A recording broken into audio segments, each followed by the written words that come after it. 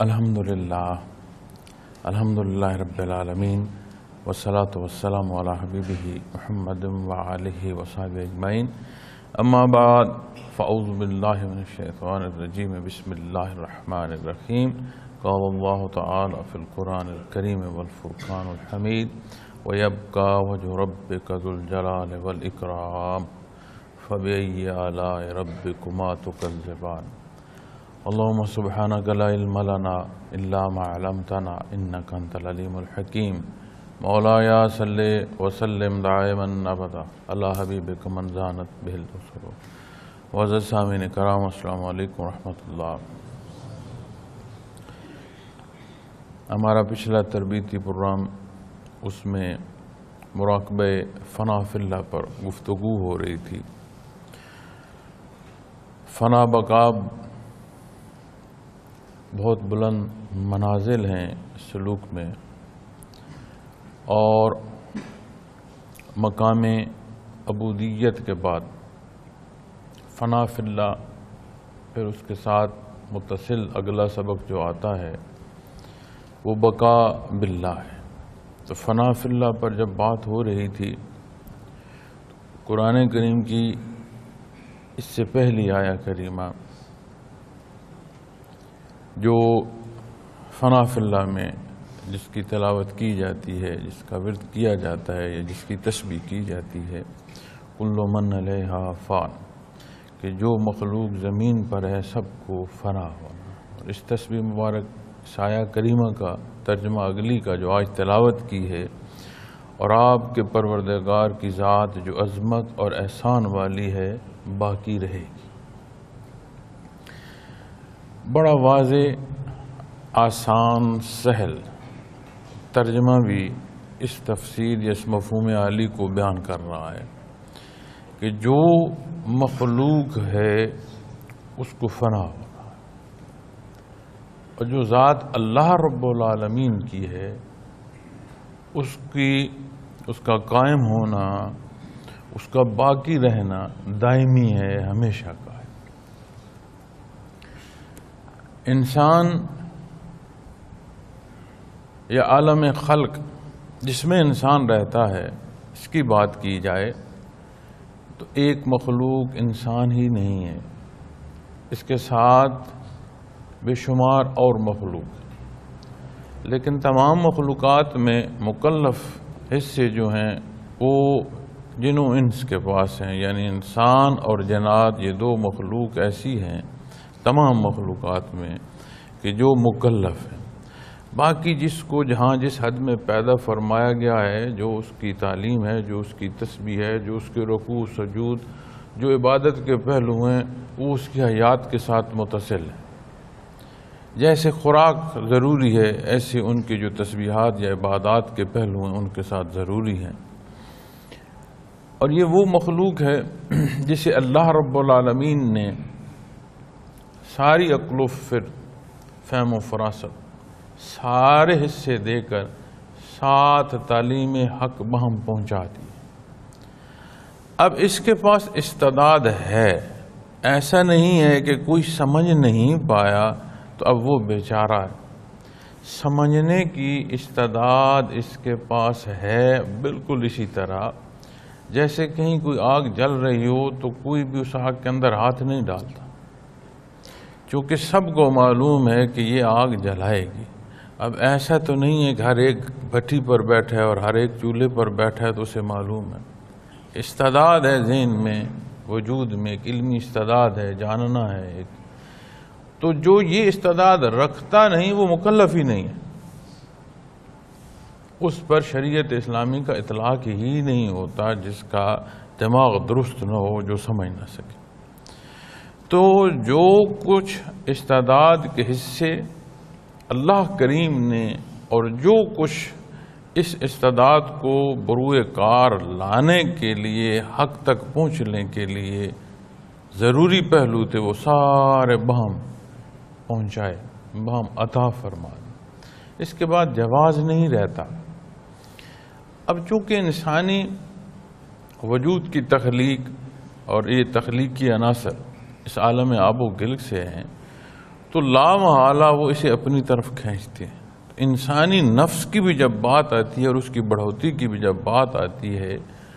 تو وہ بھی آپ خیال کریں کہ وہ جو خواہشات کرتا ہے، جو اس کی تمنائیں ہیں، جو اس کی چاہتے ہیں، وہ ساری کی ساری وہ ہوں گی جو اس عالم خلق کے متعلق ہوں۔ اگر کہے کہ میری شان بڑی ہو، مجھ جیسا کوئی نہ ہو، میرے پاس سب سے زیادہ دولت ہو، لوگ مجھے بڑا جانے، جس پہلو کو بھی آپ لے لیں گے اس کا تعلق جو ہے اسی عالم خلق کی حیات سے ہو۔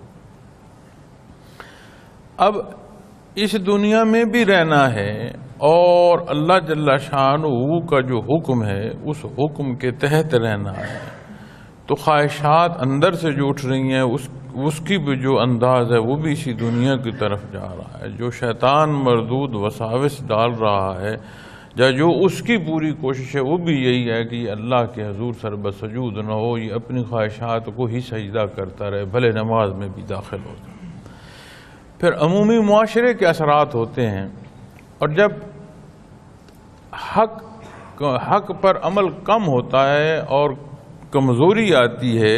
عمل صالح میں، تو چونکہ معاشرہ بھی انسانوں کے اکٹھا ہونے سے ایک معاشرہ ایک کہلاتا ہے آبادی،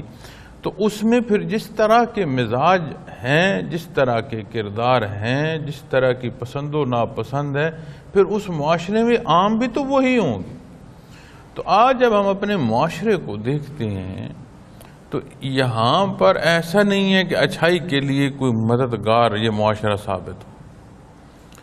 الا ماشاءاللہ کہیں کسی پہلو میں کوئی ہمیں کہیں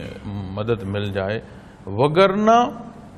کوئی کمزوری، کوئی خطا، کسی طرف چل پڑو، کوئی کچھ نہیں کہتا۔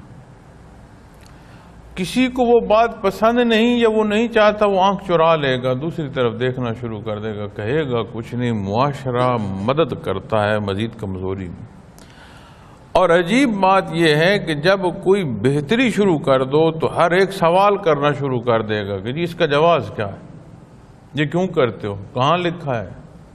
کہاں سے پڑھا ہے، اس کے کرنے سے کیا ہو۔ پورے معاشرے کو پھر کر دیکھ لیں کتنی قسم کی خرافات ہیں۔ کبھی کسی نے جواز پوچھا، کبھی کسی نے جا کر انہیں روکنے کی کوشش کی کہ یہ جو غلطی کر رہے ہو کیوں کر رہے ہو۔ تو سمجھ آئی کہ جو معاشرے میں جس طرح کا کردار ہمارا ہے، وہ جو معاشرتی زندگی کا ایک دوسرے کے ساتھ بسر کرنا ہے، اسی طرح کے وہاں سے نتائج بھی پھر برآمد ہو رہے ہیں۔ تو جو خواہشات ذاتی ہیں نفس کی، وہ بھی اسی طرف کھینچ رہا ہے، اسی دنیا کا لالچ دے رہا ہے۔ شیطان بھی پوری کوشش کر رہا ہے کہ وہ بھی اسے ڈبو دے۔ معاشرے کی جو کمزوریاں اور خرافات ہیں وہ بھی اسی کی طرف کھینچ رہی ہیں، دین حق سے دور کر رہی ہیں۔ تو جب انسان یہاں زندگی بسر کر رہا ہے، تو جہاں زندگی بسر کر رہا ہے اگر وہاں کا ہو رہا، مسافر راستے میں پڑاؤ ڈال لے تو وہ بامراد نہیں ہوگا، مسافر با منزل نہیں ہوگا، وہ منزل کو نہیں پہنچ پائے گا۔ تو یہ ایسے ہی ہے جیسے مسافر راستے میں پڑاؤ ڈال دے اور اسے سمجھے کہ شاید یہی میرا گھر ہے، وہیں اپنا گھر ڈھونڈنا شروع کر دے، وہیں اپنے لیے بہتری اور آسانیاں ڈھونڈنا شروع کر دے، وہیں ڈھونڈنا شروع کر دے کہ میرے پیارے یہیں کہیں مجھے مل جائیں گے۔ ممکن نہیں، تو خود کھو گیا، تو منزل سے بھی جاتا رہا۔ یہ کیسے ہے کہ تو بامراد ہو؟ تو جب دین اسلام سے دوری ہوتی ہے اور آمنو کے ساتھ عمل صالح اختیار نہیں کیے جاتے تو آہستہ آہستہ بدنصیبی بڑھتی ہے، اور انسان یا بندہ مومن، چونکہ ہم جب بات مراقبات کی کر رہے ہیں تو یہ آمنو کے بعد کی بات ہے۔ تو جب بندہ مومن عمل صالح چھوڑتا ہے تو جگہ خالی نہیں رہتی۔ یہ ویسی بھی اس دنیا کا ایک اصول کہ کوئی جگہ خالی نہیں رہتی، اعلیٰ نہیں تو ادنا اس جگہ کو پر ہو جانا ہے۔ ہوا کا ایک جھونکا اگر چلتا ہے تو جس جگہ سے ہوا آگے چلی وہاں پیچھے جگہ خالی نہیں رہتی، وہاں دوسری جو ہوا ہے اس کی جگہ لے لیتی ہے۔ اسی طرح زندگی کے تسلسل میں آپ دیکھیں، معمولات زندگی میں دیکھیں، گرد و پیش جو مخلوقات ہیں ان کو دیکھیں، تو جو کہیں سے چیز گھٹتی ہے یا کم ہوتی ہے یا اٹھ جاتی ہے، ختم ہو جاتی ہے، تو اس کی جگہ لے لی جاتی ہے، پیچھے دوسری چیزیں آ رہی ہوتی ہیں۔ تو یہ ایک تسلسل ہے۔ جب بندہ اچھائی کو چھوڑ رہا ہے تو پھر لا محالہ اس کی جگہ برائی لے لی۔ تو اس دنیا جس میں ہم زندگی بسر کر رہے ہیں، جب خواہشات ذاتی کی بندہ طلب میں آ جاتا ہے تو پھر عجیب بات ہے، جانتے ہوئے بھی کہ یہ فانی جہان ہے،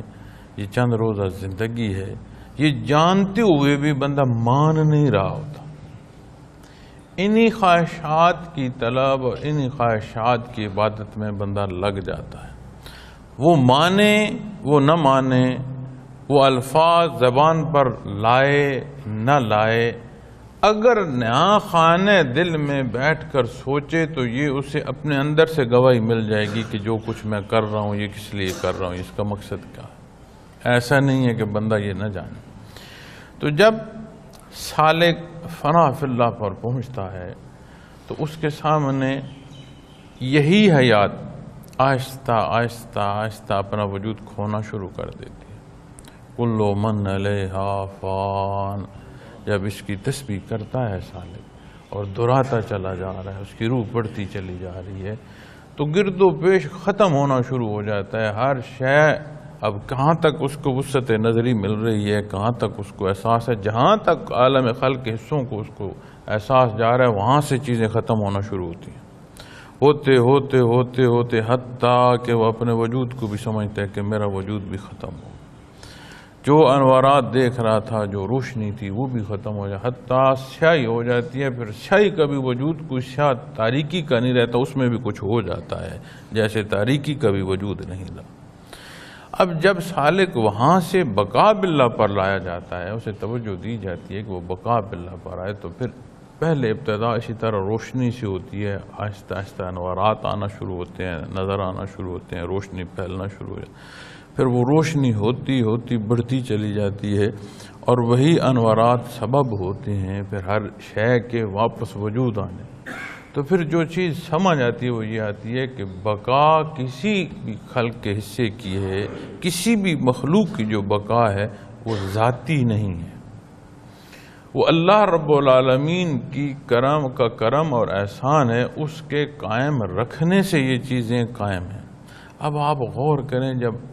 حقیقت کھل کر سامنے آ گئی، ایک دھوکہ دے رہا ہوتا ہے بندہ جانتے ہوئے بھی اپنے آپ کو، نہیں ایسا نہیں، ایسا ہے،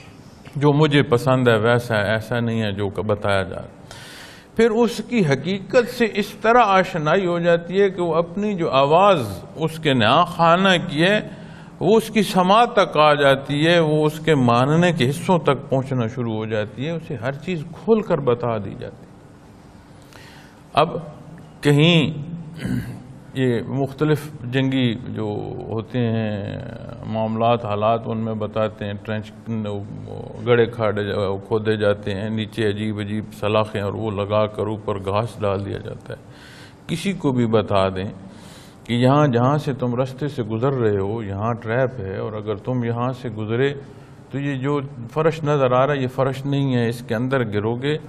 تو نیچے جو کچھ لگا ہوا وہ سلاخیں تمہیں چھید کر دیں گے، کوئی بھی پاؤں نہیں رکھے۔ بھلا اس کے ساتھ یہ بات درست نہ بھی کی جائے، وہ پہلے بھی جہاں پاؤں رکھنا چاہے گا ٹٹولے گا، اس لیے کہ دنیا کی حیات اور دنیا کی طلب، اپنی جان کا پیارا ہونا، اسے بڑی حد تک وہ واضح ہے، وہ اس طرف نہیں جائے۔ جب یہی معاملہ ان ساری پسندوں جو دین اسلام سے تجاوز کا سبب بن رہے ہیں ان میں آ جائے کہ اتنا واضح ہو جائے کہ یہ تو ایسے ہی ہے جیسے موت کو بلانا، یہ تو ایسے ہی ہے جیسے اپنے وجود کو چھید کر دینا ہے، اس طرف پاؤں اٹھانا مشکل ہو جائے گا، اس طرف چاہنا بھی جو ہے وہ بندہ رد کرنا شروع کر دے گا۔ پھر یہ وہ کیفیت ہے جو ابتدا ہے۔ اللہ کریم یہ کیفیات راسخ فرمائیں اور یہ مراقبات مضبوط ہوں تو پھر ایک اور بڑا پیارا پہلو آ جاتا ہے۔ ایک ہے اپنے آپ کو ضبط کے ساتھ یا مجبور کر کے کسی عمل پر لے آنا، ایک ہے اس عمل کی چاہت کا پیدا ہو جانا۔ تو دین اسلام پر جو عمل پیرا ہونا ہے یا عبادات کا اختیار کرنا ہے یا معاملات زندگی میں حق اور ناحق کی جو پہچان ہے، وہ صرف اس حد تک نہیں رہے گی کہ ہاں مجھے یہ کرنا چاہیے، دل نہیں کر رہا تو بھی کرنا چاہیے، پھر چاہت آ جائے گی، طلب آ جائے گی۔ جیسے وجود کی ضرورت خوراک ہے، اسی طرح بندے کی ضرورت ہو جائے گی عمل صالح عبادات کا اختیار کرنا۔ اب جب ان ساری کیفیات کے پہلوؤں پر بات آتی ہے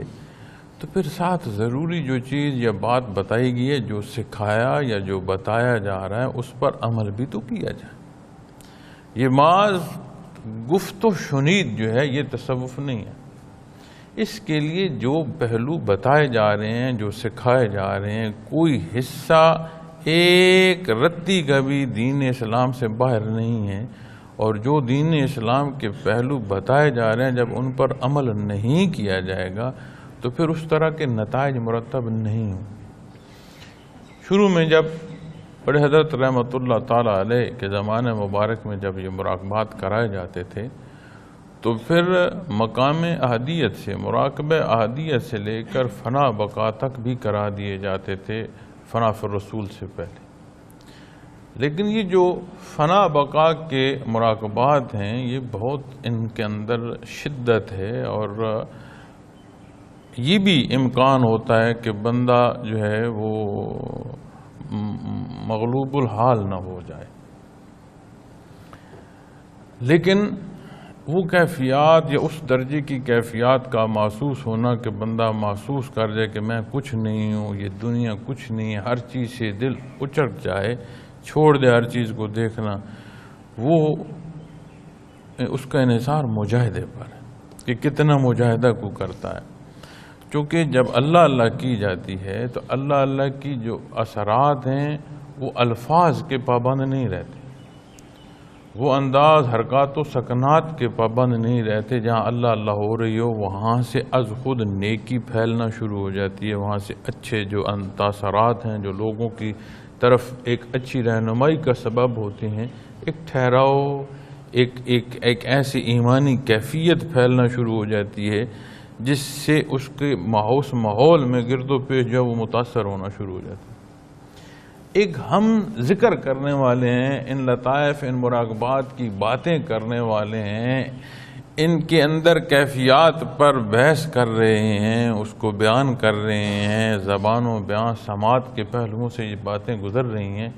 کیا وجہ ہے کہ معاشرے میں جب ہم جاتے ہیں تو جو خرافات معاشرے کی ہیں بجائے وہ کم ہونے کے ہم ان کا حصہ ہونا شروع ہو جاتے ہیں؟ تو سبق کا ہونا ایک بات ہے، کرا دیا جانا جو ہے وہ ایک بات ہے، اس کا راسخ ہونا یہ ایک اور بات ہے۔ تو راسخ سبق کے لیے محنت ضروری ہے، اور فنا فی اللہ کے ساتھ بقا باللہ اس لیے کرائی جاتی ہے کہ یہ حال جو ہے یہ غالب نہ ہو جائے۔ اگر سالک مغلوب ہو گیا تو اسے تو ہوش نہیں رہے گا، اور اگر اسے ہوش نہیں رہے گا تو پھر نہ وہ خود مزید عبادات کر سکے گا، نہ اس سے کسی اور کو استفادہ حاصل ہو سکے گا۔ تو بقا باللہ ساتھ ہی اسی لیے کرایا جاتا ہے یہ دونوں مراقبات، تاکہ پھر وہ کیفیات جو بقا باللہ کی ہیں وہ وارد ہوں، تو اس کا حال جو ہے وہ اس مغلوب کی کیفیت میں ہونے میں نہ جائے۔ لفظ مجذوب استعمال ہوتا ہے کہ جو جذب میں چلا گیا، جو ہوش نہ رہا۔ اب اس کو یہ بھی بہت سمجھا جاتا ہے کہ یہ اللہ کا بڑا پیارا بندہ ہے، اس کو تو کسی چیز کی طلب ہی نہیں ہے، یہ تو کسی چیز کی خواہش ہی نہیں رکھتا۔ اب اس حالت کے پہنچنے کا جو پہلو یا انداز یا جو سفر ہے وہ بھی تو دیکھنا پڑے گا۔ اب جب ذکر کرتا ہوا کو مجاہدہ کرتا ان کیفیات میں اس طرح چلا گیا کہ اسے ہوش ہی نہ رہا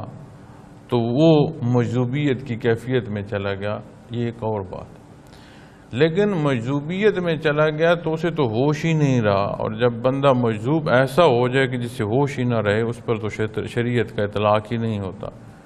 تو پھر وہ کون سی منزل کو پا گیا کہ جس کے بعد پھر زندہ بھی ہے، دنیا میں بھی ہے، اور عمل صالح نصیب نہیں ہو رہا۔ تو یہ پہلو کمزوری کا ہے، بہتری کا نہیں ہے۔ کبھی کسی موقع پر کوئی بھی جو صوفی ہے اس پر کسی سطح کا بھی یہ حصہ آ سکتا ہے، لیکن تاریخ تصوف میں یا حالات صوفیہ میں ایسی چیزیں یا ایسی باتیں ملتی ہیں کہ وہ کہ جذب میں چلے گئے اور ان کی کیفیت ایسی ہوگی کہ انہیں دنیا کا کوئی ہوش ہی نہیں رہا۔ یہ اور بات۔ ایک ہمارے پاس مجذوبیت وہ ہے جو پیدائشی دیکھی جاتی ہے کہ جی کس خاندان اور خاص خاندان میں پیدا ہوا، جی سے تو ہوش ہی کو نہیں، یہ تو اللہ کا بڑا پیارا ہے، جو خود مکلف نہیں، جسے اپنے کھانے پینے کا، پہننے کا، اوڑھنے کا ہوش نہیں، اس سے کسی اور کو کیا فائدہ ہو۔ پھر جب دینی پہلوؤں میں عمومی زندگی سے نکل کر بحیثیت صوفی کسی کو یہ دیکھا جائے یہ تو جی بڑا دنیا دار تھا اور بڑا پسند و ناپسند تھی، لیکن اللہ اللہ کرتے ہوئے اس پر اتنا اللہ کا احسان، اس کو ہوش ہی کو نہیں رہا، اور جتنی وہ باتیں کرے جو سمجھ نہ آ رہی ہوں، کسی ضرورت کو رد کر دے، نہیں دیکھے کہاں بیٹھ رہا ہوں، کہاں کھڑا ہو رہا ہوں، سمجھا جاتا ہے کہ یہ بڑا بہت بلندی پر پہنچ گیا، یہ جی پہنچ گیا ہے۔ اب یہ نہیں معلوم کہ وہ کہاں پہنچ گیا ہے، میاں جس کو اپنا ہوش نہیں، وہ کسی کو کیا فائدہ دے۔ پھر یہ جو جذب کی کیفیت ہے، یہ اگر اعلیٰ ہوتی تو انبیاء علیہ الصلوۃ والسلام پر ضرور ہوتی، چونکہ انبیاء اور رسول وہ ہستیاں ہیں جو نمونہ ہیں اپنے اپنے وقت اپنی اپنی امتوں کے لیے، اور نبی کریم صلی اللہ علیہ وسلم کی ذات اقدس افضل آباد روز محشر تک آپ کی ذات سے رہنمائی لینی ہے، جو بھی حق کا متلاشی ہوگا تو اسے آپ صلی اللہ علیہ وسلم کا اتباع کرنا ہوگا۔ تو یہ جذب کی جو کیفیت ہے یہ اعلیٰ نہیں ہے، یہ کمزوری کے پہلوؤں میں جاتی ہے۔ پھر جب بات فنا بقا کی آتی ہے تو کل میں بات کر رہا تھا کہ وحدت الوجود اور وحدت الشہود دو باتیں اس شعبے میں بے شمار کی جاتی ہیں، اور اکثر جہاں کہیں سنا ہے کہ یہ بات کی جا رہی ہے، کہیں کسی میڈیم کے حوالے سے بھی، ٹیلی ویژن پر بھی، کسی محفل میں بھی، اور اکثر جو لوگ یہ بات کر رہے ہوتے ہیں وہ اس شعبے کے نہیں ہوتے۔ اب فلسفہ تصوف نہیں ہے، تصوف حقیقت ہے، اور جو تصوف میں ہے نہیں وہ اسے فلسفیانہ انداز میں یا افسانوی واقعاتی پہلوؤں کو لے کر تصوف کو بولنا شروع کر دے تو حقیقت کو نہیں پا سکتا۔ ایک الفاظ کا الجھاؤ ہے، شاید جو یہ الجھاؤ بڑھائے جا رہا ہے خود بھی سمجھ رہا ہے کہ نہیں سمجھ رہا، تو دوسرا کیا سمجھے۔ تو اس پر حضرت جی رحمت اللہ تعالیٰ علیہ بڑا سادہ اور بڑا مختصر بیان فرماتے تھے، اور اتنا واضح کر دیتے تھے کہ حضرت ابن عربی رحمت اللہ تعالیٰ علیہ نے لگ بھگ 7ویں صدی ہجری کی یہ بات کی تھی کہ یہ جو بھی وجود ہے جس کی طلب میں مخلوق بھاگ رہی ہے یہ ذاتی حیثیت نہیں رکھتا، یہ سب اللہ کے قائم رکھنے سے قائم ہے۔ یہ جتنے بھی وجود ہیں یہ اللہ جل شانہ کی جو ذات ہے، ثبوت ہے کہ اللہ کے قائم رکھنے سے یہ قائم ہے، ذاتی حیثیت میں قائم نہیں ہے۔ وحدت الوجود، یہ شہادت دے رہے ہیں، وعدہ دے رہے ہیں کہ یہ اللہ کے قائم رکھنے سے نشانیاں ہیں۔ تو جب اس پر باتیں ہوتی گئیں، چونکہ جب صوفی کوئی بات کر رہا ہے یا صوفی سن رہا ہے یا صوفی لکھ رہا ہے تو اور بات، جب غیر صوفی اس سے اخذ کر کے اپنے الفاظ میں بات کر رہا ہے یا اپنے طور پر سمجھنے کی کوشش کر رہا ہے تو وہ استعداد نہیں ہے، وہ معنی سمجھنے کے بجائے کہیں سے کہیں پہنچ جاتا ہے۔ تو پھر جب یہ اس پر بحث آ گئی جی کہ یہ دیکھیں یہ تو بڑی زیادتی ہے، کوئی کہتا ہے کہ ہر چیز میں اللہ ہے، کوئی کہتا ہے نہیں اس طرح نہیں ہے، آپ غلط سمجھے، تو ایک بحث چھڑ گئی، فقہی مسئلہ پیدا ہو گیا۔ پھر حضرت مجدد الافسانی رحمۃ اللہ تعالیٰ علیہ نے اس پر وحدت الشہود کا لفظ استعمال فرمایا کہ اس فلسفے کو بیان کرنا ہے تو وحدت الشہود، کہ ہر جو وجود ہے وہ شہادت دے رہا ہے اس بات کی کہ اللہ کریم جو ہیں اس کے قائم رکھنے سے قائم ہے، ذاتی کسی شے کی کوئی حیثیت نہیں، یعنی کسی کے اس کے قائم رکھنے سے اوصاف بھی ہیں اور ذات بھی ہے، اور اگر کسی کو اس نے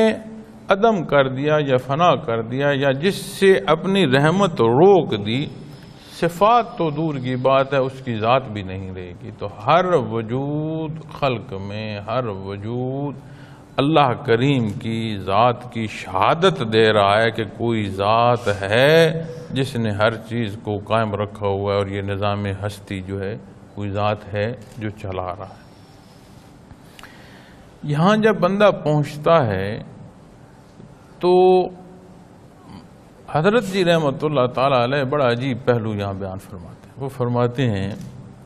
کہ فنا بقا کو لکھ دیا جاتا ہے کہ شاید یہ تصوف کی آخر ہے۔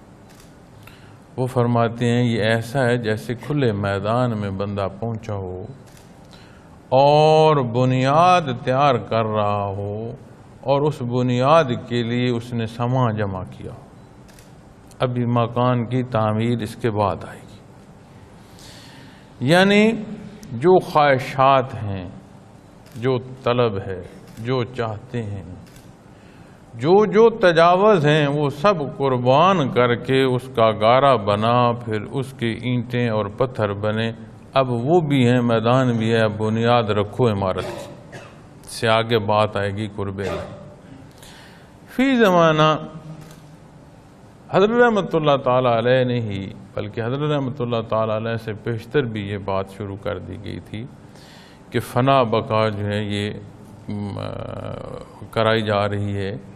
فنا فی الرسول کے بعد۔ نہ محنت ہے نہ اس درجے کا مجاہدہ ہے۔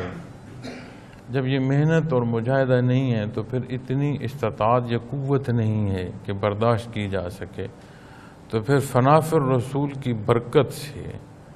اس کو برداشت کرنے کی جو قوت ہے وہ بھی بڑھ جاتی ہے، تو نصیب ہوتے ہیں۔ اس لیے آج کل جو مراقبات کرائے جاتے ہیں فنا بقا کے، یہ فنا فی الرسول کے بعد کرائے جاتے ہیں، اور فنا فی الرسول کے فوراً بعد کرا دیے جاتے تھے، اسے بھی روک دیا گیا ہے کہ نہیں، فنا فی الرسول کی کیفیات کو مضبوط کرو، یہ حصہ راسخ ہو تو اس قابل ہوگی کہ برداشت کر سکو۔ چونکہ مراد شمار نہیں ہے، یہ یاد رکھیے گا، کسی بھی روحانی سبق سے مراد شمار نہیں ہے کہ بندہ گنتی پوری کر لے کہ ہاں میں نے فلاں سبق تک یا اتنی میرے مراقبات کی گنتی ہے، شمار مقصد نہیں۔ اللہ کریم عطا فرمائے تو یہ راسخ نصیب ہوں تو ساتھ برزخ میں جائیں گے، شمار رہ جائے گا، راسخ حصے ساتھ جائیں گے۔ تو یہ جو سارا ایک ساری محنت ہے، اور یہ جو ساری طلب ہے اور زبان اور جو بیان ہے یا سماعت، یہ کس لیے ہے؟ شمار کے لیے۔ یہ اللہ کریم مہربانی فرمائے یہ جو کیفیات قلبی نصیب ہو رہی ہیں اس درجے کی راسخ ہوں کہ دنیا کا مال و دولت تو رہتا ہے تو رہ جائے، یہ تو وہ دولت ہے جس کو کما ہی آخرت کے لیے رہے ہیں کہ اللہ راضی ہو، تو یہ تو رہ جائے تو اس سے بڑا اور نقصان کیا۔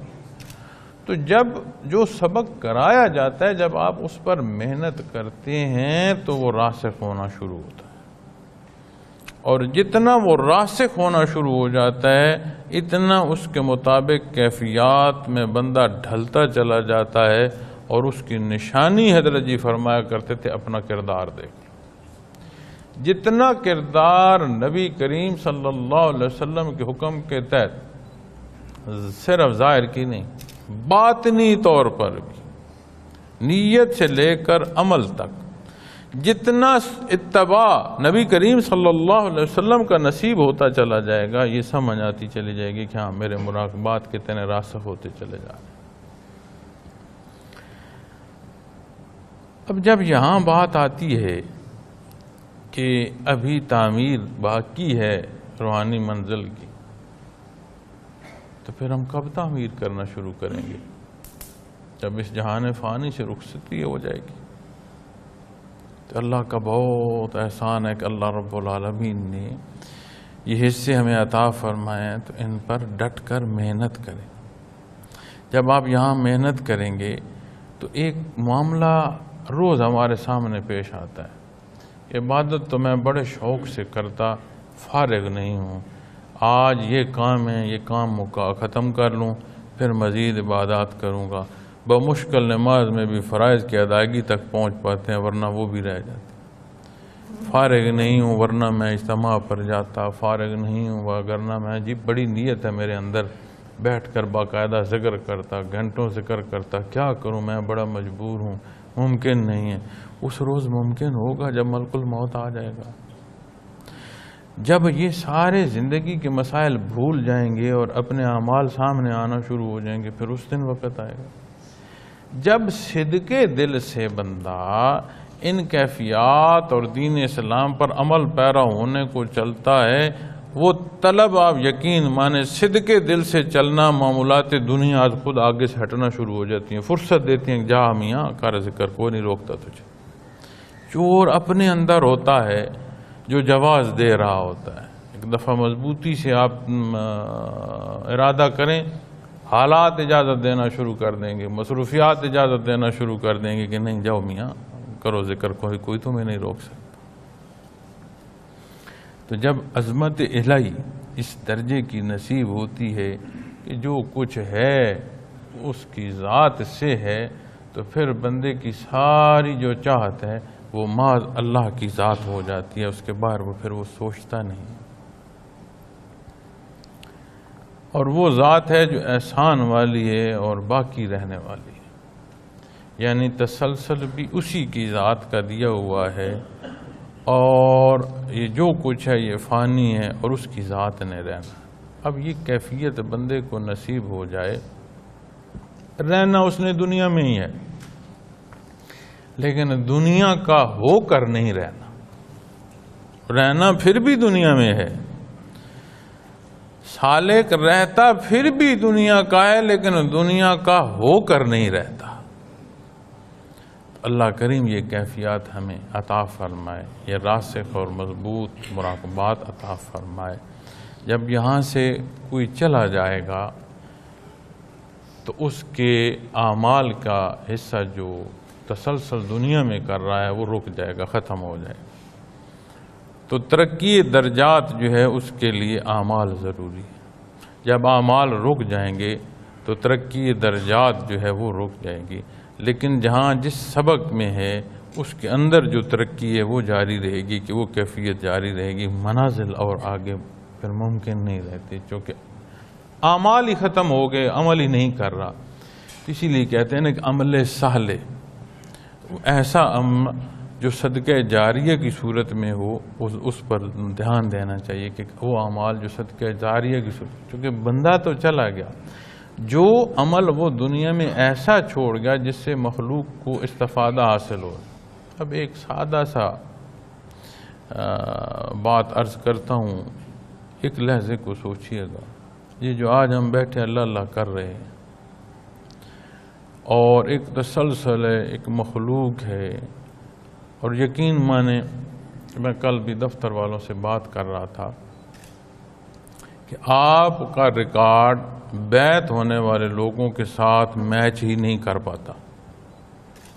اتنے انداز سے لوگ بیعت ہوتے ہیں، ای میل سے ہوتے ہیں، میسیجز سے ہوتے ہیں، خطوط سے ہوتے ہیں، ظاہری طور پر خواتین و حضرات آ کر جس طرح ہو رہے ہیں یہ ہوتے ہیں،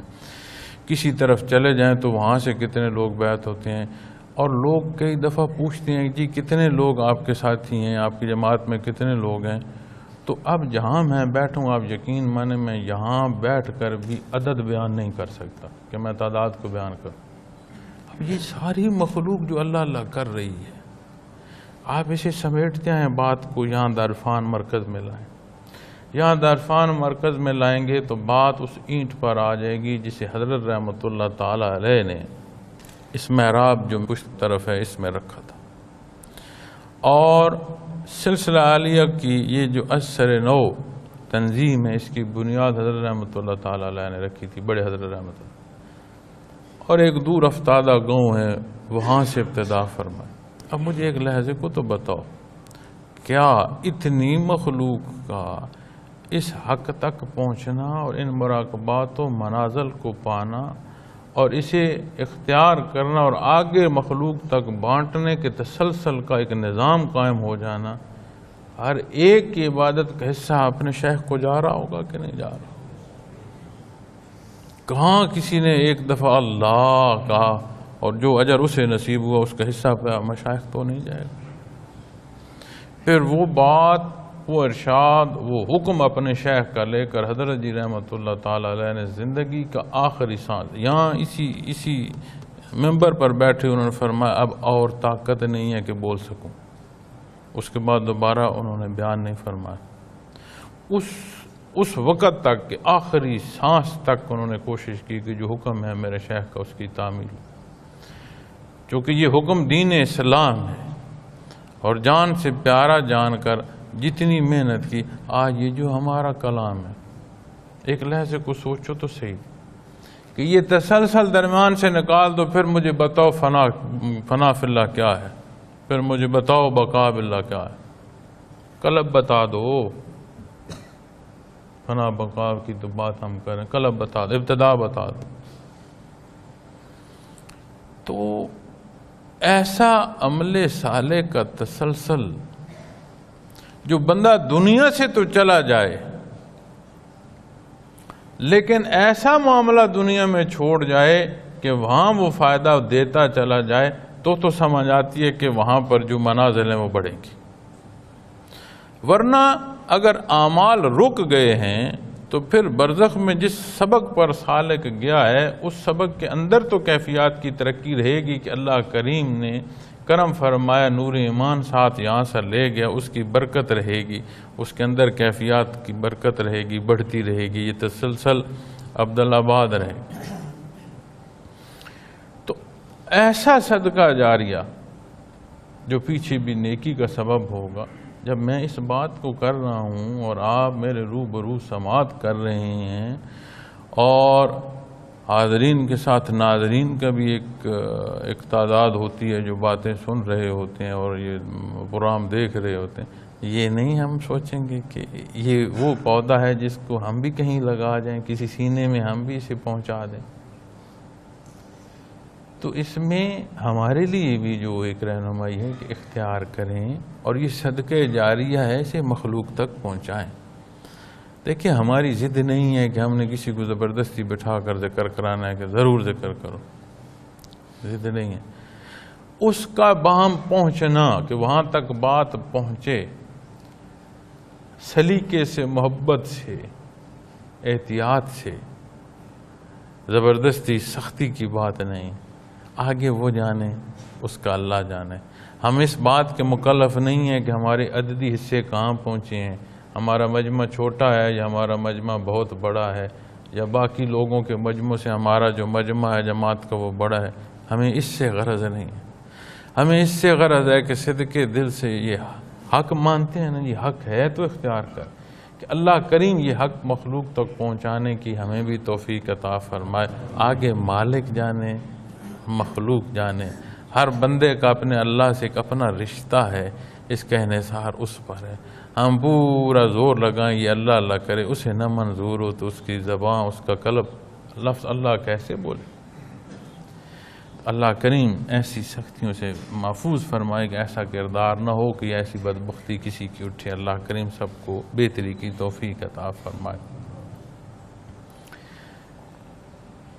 پھر جب یہ کیفیت سالک کو نصیب ہو جاتی ہے کہ اس پر ہر شے کا، ہر خلق اس عالم فانی کا حال کھل جاتا ہے، تو پھر یہ عارضی جگہ پر وہ دل نہیں لگاتا۔ اور میں پہلے بھی کسی تربیتی پیریڈ میں یہ بات عرض کر رہا ہوں کہ ہر اگلا سبق جو ہر آنے والا سبق ہے سالک کا، وہ مزید خلوص کا سبب ہے عملی زندگی کے لیے۔ عمل میں جو دین اسلام کا حکم ہے، جو نبی کریم صلی اللہ علیہ وسلم کا فرمان ہے، اس پر اور خلوص نصیب ہوتا ہے عمل پیرا ہونے کا۔ یہاں انہی مراقبات کے ساتھ ایک مراقبہ اور بھی کرایا جاتا تھا۔ میں نے پیچھے بھی کسی سبق کے ساتھ بتایا تھا کہ کچھ مراقبات ہیں، یہاں بھی ایک مراقبہ بتایا جاتا تھا، لیکن وہ بڑے حضرت جی رحمۃ اللہ تعالیٰ علیہ نے ہی کرانا چھوڑ دیا تھا، کیونکہ اس کے لیے بہت محنت چاہیے، بہت مجاہدہ چاہیے، بہت قوت برداشت چاہیے، ورنہ بندہ مغلوب ہو جائے گا۔ تو ان مراقبات کے ساتھ وہ مراقبہ بھی کرایا جاتا تھا۔ تو حضرت جی فرماتے ہیں کہ میں نے زندگی میں جب سے حضرت جی رحمۃ اللہ تعالیٰ علیہ کو بحیثیت شیخ سلسلہ عالیہ میں ذمہ داری نصیب ہوئی تو آخر وقت تک جو آپ نے کرایا، تو آپ نے کہا میں نے کچھ 1-2 لوگوں کو میں نے یہ مراقبہ کرایا، ورنہ نہیں کرایا۔ تو جب وہ مراقبہ کرایا نہیں جا رہا، روک دیا گیا ہے، نہ اس کے مطابق مجاہدہ ہے، اور جو ہماری ضرورت ہے اس سے پہلے موجود جو ہے وہ زائد ہے، تو اس لیے پھر اس پر تفصیل نہیں بیان کی جاتی کہ خواہ مخواہ پھر بندہ جو کرنا ہے وہ کرتا نہیں، جو نہیں کرنے کا بتایا جاتا اس کی سوچ میں لگا رہتا ہے کہ اچھا ایسا ہے، ایسا نہیں ہے، ویسا ہے، تو میں کر کے دیکھ لوں اس کی تسبیح کیا ہے، اس کی کیفیت کیا ہے۔ لیکن بتا اس لیے رہا ہوں کہ پیچھے بھی جو مراقبات کا اضافی بتایا، جو یہاں بھی بتایا، اس لیے بتا رہا ہوں کہ یہ چیزیں تھیں، رہیں گی، کس کو کیا نصیب ہوتا ہے اللہ کریم بہتر جانتے ہیں۔ تو فنا بقا، تو اس کے ساتھ جو مراقبات ہے وہ فنا الفنا ہے۔ تو فنا بھی جو ہے، جو لفظ فنا ہے، یہ بھی اگر کوئی وجود سمجھا جائے کہ ہاں فنا بھی کوئی وجود ہے، تو اس کا وجود بھی فانی ہو جاتا ہے، اس کی بھی تسبیحات ہیں اور اس کا بھی مراقبہ کرنے کے بارے میں اصول و ضوابط ہیں۔ تو اللہ کریم نے جو کچھ ہمیں عطا فرمایا ہے یہ راسخ ہو اور عمل صالح نصیب ہو، اور یہ تسلسل ہمیں اپنی موت کی جو کنارہ ہے اس سے ہم کنار کر دے، اور بحالت ایمان ہم برزخ میں اتر جائیں۔ اللہ کریم میرا اور آپ کا حامی و ناصر۔ جزاک اللہ۔